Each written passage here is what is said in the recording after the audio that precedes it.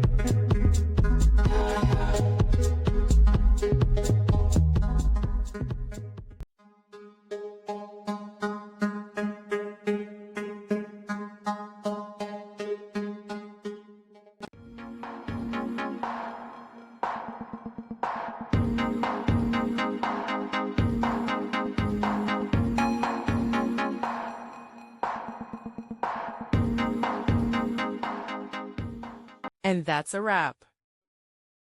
I hope you found the answer you were looking for. If you did, take a second to hit that subscribe button. It really helps out. And let me know in the comments which solution worked best for you. See you next time in the debug zone.